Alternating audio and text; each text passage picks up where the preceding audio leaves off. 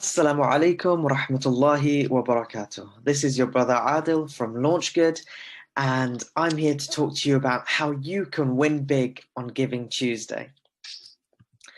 So before we begin, what is Giving Tuesday? Giving Tuesday follows Black Friday and Cyber Monday, and it's a day for charities, companies, and individuals to rally together for causes that they believe in and to show our capacity to care for one another. This is a global giving challenge that will run from Monday, November 30th, 12 a.m. Eastern Standard Time to Tuesday, December 1st, midnight Eastern Standard Time. So it's a 48-hour contest. And this contest runs for the most amount of money raised for a campaign, as well as the most number of supporters. So you can win on either leaderboard. So having said that, how can you win big this Giving Tuesday? And I'll be sharing some tips, inshallah, over the next few minutes. Number one, the famous phrase, teamwork makes the dream work. Bring together friends, colleagues, and collaborators to join your team. That's step one. Try to have at least 10 to 20 people fully committed to your campaign on the day of the contest. And if each member of that team can then bring in 20 donations themselves, that's between 200 to 400 donations to your campaign on that day during the contest. So if you're going for the most supporters, then that's a great start already. And for you as the manager of this campaign or of this team, focus on the fundraisers, not the fundraising. So focus and spend your time motivating that team of 10 or 20 volunteers, making sure that they make all the calls that they need to do throughout the day. And we'll share some tips about that. Rather than doing it yourself. So focus on the fundraisers, not the fundraising. The second tip is content is key. Create images, posters, and videos that you can share with your network on the day to encourage them to give. So this could be a poster saying, we're taking part in LaunchGood's Giving Tuesday challenge. Help us win $20,000. That's right, $20,000 is the top prize that you could win through this contest. So make these images that you can share with your friends, your networks, your team, and also be creative as well. Prepare images for different parts of the competition where there might be 3 hours left, or you might be in second place and you need someone's help, or you need that person's help to get to first. So create a range of images and posters that you can use, as well as consider making a 30-second video. No more. Try to stick to 30 seconds for Instagram or WhatsApp, talking to people about the campaign, why it's so important to you, and what this prize, this $20,000 can do for you, for the campaign, for the community. And as we know, social media posts that feature images or videos gain far more attention and appear on far more timelines than those with text only. So use that to your advantage. And like I said, 30 seconds is a good amount for a video. Short and snappy videos are far more effective over and above long, detailed narratives. The next tip, and this is the how. Phone trees. What do I mean by phone trees? Good old-fashioned phone calls. Call centers are successful because we as humans find it difficult to say no to someone when we're talking to a real person. How many of us get WhatsApp messages, Instagram DMs, Facebook messages from different friends or family members, all talking about great campaigns or great things to support, but quite frankly, as much as we love to support these different projects and causes, we feel like we're too busy and we don't give it the attention that it probably deserves. But when someone calls you, how likely is it that someone's going to call you, ask you for a quick donation, and you say no? Unlikely. But we get messages and WhatsApps all the time. So focus on making phone calls. It sounds simple, but it is. And it's the most effective way, given past experience through the different contests that we run on LaunchGood. And research shows that we're more likely to give when asked by someone we know over someone we don't know. So that puts the onus on the person that's asking rather than the campaign itself. I might give because my friend or my brother or my sister or my auntie, my uncle asked me to give to something before I'm even thinking about where that money's going to go. So remember that when working with your teams and preparing your teams for this contest. The next phrase, your network is your net worth. It's a famous phrase, but all this means is that you need to leverage the network of your volunteers. The wider the network, the greater the likelihood of donations. And the next point, diversify your network to reach different audiences. What does this mean? This means you can't just be approaching people that are just like you. You need to be approaching the aunties, the uncles, the youth, your friendship groups, people outside of those groups. So having a diverse team allows you to have a diverse network of people that can connect with your campaign. The next thing I want to say is size doesn't matter. Remember at the beginning, I said there are two contests for the leaderboard, one for the most amount of money raised and another for the most number of supporters. You might be thinking, if you're a small charity or a small startup, how can you compete with the giants of the industry, where they might be able to do a newsletter or something and raise tens and tens of thousands? But that's not it. You can take part and win on the most raised and give it as good a shot as anyone. Why? Because it's about networks and people you know and making phone calls. Phone trees are effective regardless of whether you're a multinational NGO or a small community project. So whether you're competing for most raised or most supporters, there's an opportunity for everyone. And we've seen that with our past winners. What matters really isn't the size of your charity or organization, but it's how committed your pool of volunteers are in making those phone calls, whether they can give an hour or 2 hours or 3 hours. It's how committed they are in preparing their list of who they're going to call and jumping on the call one after the other. Assalamu alaikum, how are you doing? Long time. Before we catch up, there's just one quick favor. Can you donate to this link, blah, blah, blah. And then you send them that link. If you have volunteers that are committed to doing that with people they know, then you can go far. And how you manage these volunteers, bring them together on a WhatsApp group.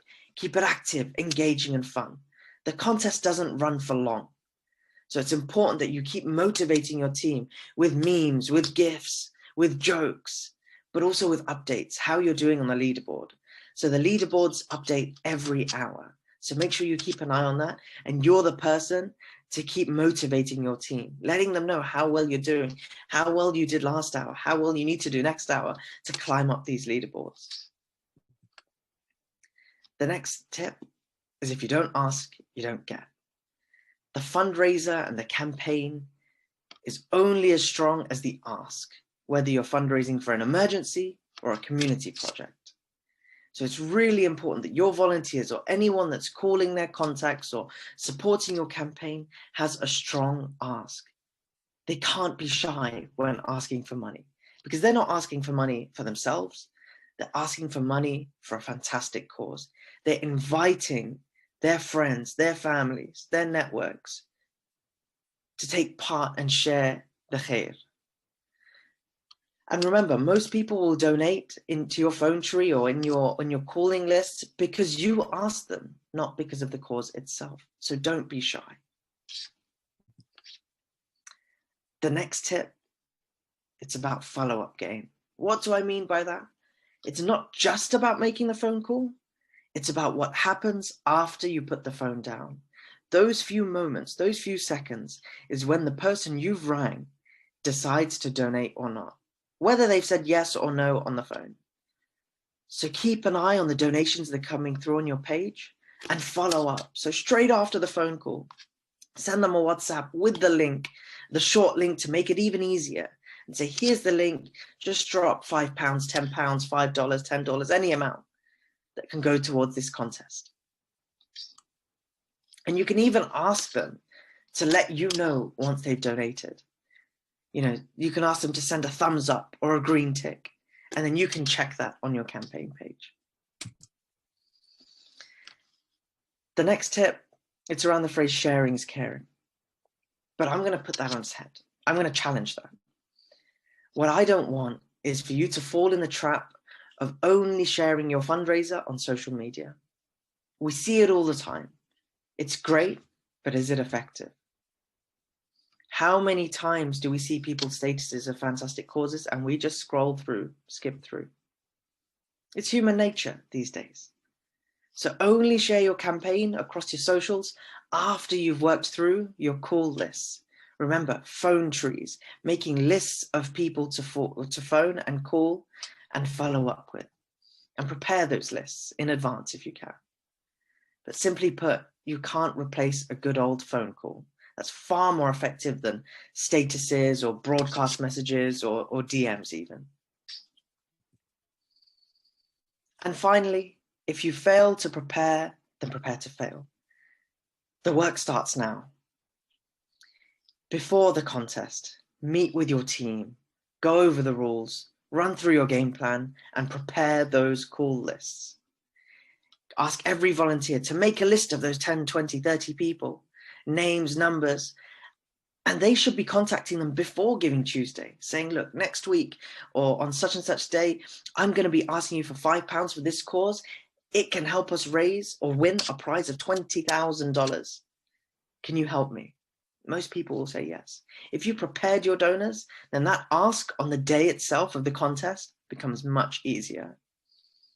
But remember, avoid sharing the link to your campaign before the contest in case people think they're taking part but donate before the contest happens. So to avoid that confusion, prepare people, let them know about what's happening, but don't share the campaign just yet. On the day, during the contest, that's when you share the campaign. But make sure you're the first to donate, and then your team works through the call lists during the day. And then the evening, update your donors, let them know how you're doing with those images, with those videos, and expand your reach to people beyond your call lists once you've finished. That's where you can leverage your social media platforms or a newsletter if you can do one.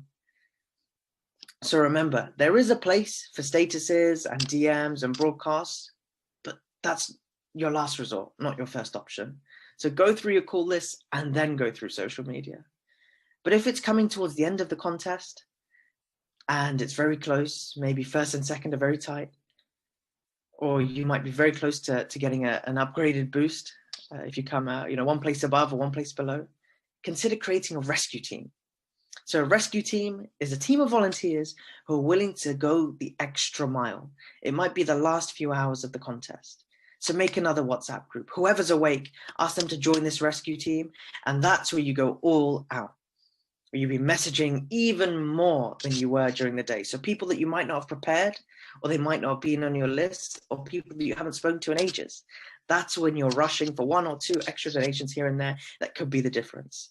Last year's winners for the most supporters competition won by 2 donations. So don't discount the effort of every single one that comes through. And after the contest, thank your team.